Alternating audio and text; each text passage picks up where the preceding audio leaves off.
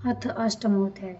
ऋषि बोले, जब चंड और मुंड महासुरों का देवी ने बहुत सी सेना सहित संहार कर दिया तो असुर ऐश्वर्य प्रतापी शुंभ ने अत्यंत क्रोध से अपनी समस्त सेना को युद्ध के लिए कूच करने का आदेश दिया और बोला, आज 86 उदायुध असुर सेनापति और 84 कंबु असुर सेनापति अपनी अपनी सेना को लेकर समर को जावे।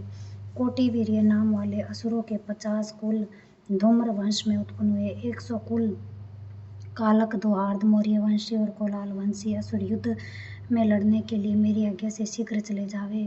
भयंकर शासक असुर राज शुंभ ने आज्ञा देकर कई हजार महासेना को अपने साथ लेकर युद्ध को चल दिया। उनकी भयानक सेना को चंडिका देवी ने अपनी ओर आते देख धनुष की टंकार से पृथ्वी और आकाश को गुंजा दिया। हे नरप, तदंतर सिंह ने भी भयंकर गर्जना की और चंडिका ने अपना घंटा बजाकर दूना शब्द कर दिया। धनुष की टंकार, सिंह की दहाड़ और घंटा बजने से इतना शब्द हुआ कि चारों दिशाएं गूंज उठी। इस तरह के शब्द को सुनकर असुर सेना ने देवी, सिंह और काली को चारों ओर से घेर लिया। हे नरप, इस समय दैत्यों के संहार करने तथा देवताओं के कष्ट निवारण के लिए ब्रह्मा, शंकर, स्वामी कार्तिकेय, विष्णु तथा इंद्र आदि देवताओं के शरीर से शक्तियां उत्पन्न होकर उन्हीं के समान रूप, बल, पराक्रम, आभूषण और वाहन से युक्त होकर चंडिका देवी के समीप शीघ्र ही असुरों से युद्ध करने के लिए आई। हंस युक्त विमान में बैठकर रुद्राक्ष की माला पहने हुए, कमंडल लिए हुए ब्रह्मा की शक्ति आई, इसलिए उनका नाम ब्रह्माणी हुआ।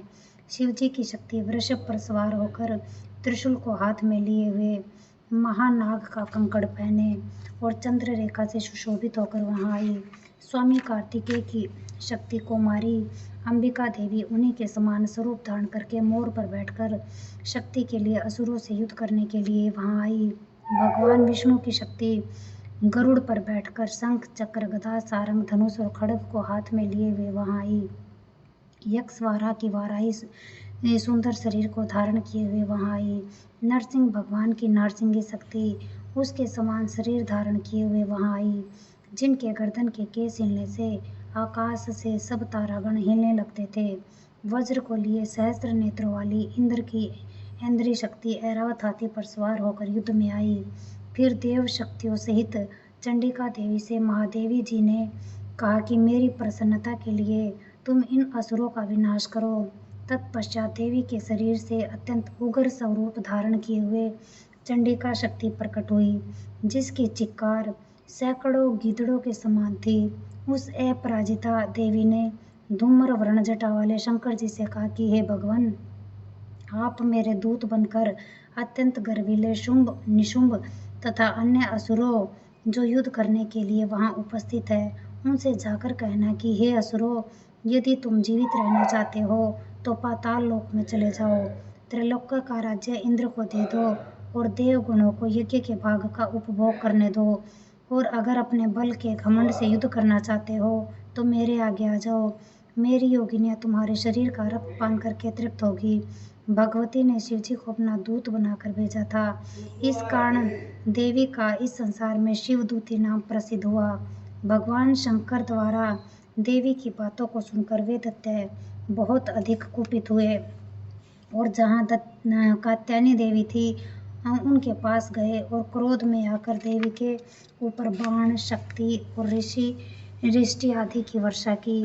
असुरों द्वारा चलाए गए बाण, शूल, शक्ति और फरसा को देवी ने अपने बाणों से खंड खंड कर दिया और वह काली देवी शत्रुओं को अपने त्रिशूल से विदीर्ण करती हुई अपने खड़वाग से कुचलने लगी।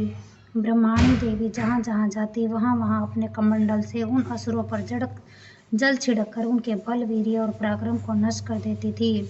इसी भांति माहेश्वरी देवी ने अत्यंत कुपित हो त्रिशूल से, वैष्णवी देवी ने चक्र से और कुमारी देवी ने शक्ति से शत्रुओं का विनाश कर दिया। इंद्री देवी के वज्र प्रहार से सैकड़ों असुर कट कट कर पृथ्वी पर गिर पड़े और उनके शरीर से रक्त बहने लगा।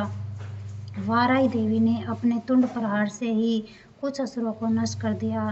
कुछ असुरों के वक्ष स्थल को अपनी दाढ़ों के अग्रभाग से फाड़ दिया और कुछ को चक्र से काटकर पृथ्वी पर गिरा दिया। नारसिंगी देवी अपने नखों से असुरों को फाड़ फाड़ कर चबाते हुए समस्त दिशाओं को अपने घोर शब्दों से पूरा करते हुए रणभूमि में विचरने लगी। शिवदूती देवी के विकट अट्टहास करने से व्याकुल होकर कितने ही असुर भूमि पर मूर्छित होकर गिर पड़े। गिरते ही देवी ने उनको अपना ग्रास बना लिया। इस प्रकार मातृगणों के क्रोध से महाअसुरों का विनाश होते हुए देख असुरों की सेना रणभूमि से भागने लगी और उनको इस प्रकार भागते हुए देख रक्तबीज नामक महादैत्य कुपित होकर युद्ध स्थल में लड़ने के लिए आया। इस असुर के शरीर से रक्त की बूंद पृथ्वी पर पड़ते ही उसी के समान बलवान एक दूसरा महादैत्य पृथ्वी पर पैदा हो जाता था। रक्तबीज हाथ में गदा लेकर इंद्री देवी से लड़ने लगा। तब देवी ने वज्र के प्रहार से उस पर घात किया। तदंतर वज्र प्रहार लगते ही शरीर से बहुत सा रक्त गिर पड़ा और उससे जितनी रक्त की बूंदें पृथ्वी पर गिरी उतनी ही संख्या में उसी के समान स्वरूप और पराक्रम वाले वीर असुर उत्पन्न हुए। वहाँ सब दैत्य तीक्ष्ण शस्त्रों की वर्षा कर मातृगणों के साथ घोर युद्ध करने लगे। फिर देवी ने वज्र प्रहार से उसका सिर काट दिया और उससे जो रक्त बहा उससे हजारों रक्तबीज दैत्य उत्पन्न हो गए। तब वैष्णो देवी ने चक्र मारा और इंद्री ने गदा मारी। वैष्णो के चक्कर से कटने पर उसके शरीर से जो रक्त बिंदु गिरे उससे हजारों असुर पैदा हो गए जिनसे संपूर्ण विश्व व्याप्त हो गया। कुमारी ने शक्ति से, वाराई ने खड्ग से और माहेश्वरी ने त्रिशूल से उसको मारा। उस महाअसुर रक्तबीज ने कुपित होकर समस्त मातृशक्तियों पर गदा से पृथक पृथक प्रहार किया। तब शक्ति और त्रिशूल आदि के प्रहार से उसके शरीर से जो रक्त की धारा पृथ्वी पर गिरी उससे सैकड़ों असुर उत्पन्न हुए। इस प्रकार उस असुर के रक्त से उत्पन्न हुए राक्षसों से संपूर्ण विश्व व्याप्त हो गया। तब देवताओं को भय हुआ। तब देवताओं को अत्यंत दुखी देख चंडिका काली से बोली कि हे चामुंडे, तुम अपना मुख बड़ा करो और मेरे शस्त्र के प्रहार से मारे हुए असुरों के शरीर से गिरे हुए रक्त से उत्पन्न महाअसुरों का आप भक्षण करो। इस प्रकार युद्ध में रक्त से उत्पन्न राक्षसों का भक्षण करती हुई भ्रमण करोगी तो उस राक्षस का संपूर्ण रक्त नष्ट हो जाएगा और इस प्रकार आप उन राक्षसों को भक्षण कर लोगी तो अन्य नए राक्षस उत्पन्न नहीं हो सकेंगे। इस प्रकार काली को समझाकर देवी ने रक्त बीज पर त्रिशूल से प्रहार किया और तत्काल रक्त बीज के रक्त को काली ने अपने मुख से पी लिया। उसी समय चंडिका पर रक्त बीज ने गदा से प्रहार किया परंतु देवी के ऊपर उस गदा के मारने से कुछ भी असर नहीं हुआ और उस घायल दैत्य के शरीर से रक्त गिरने लगा। उस रक्त को चामुंडा ने पीना प्रारंभ कर दिया तथा उससे मुख में असुर उत्पन्न होने लगे।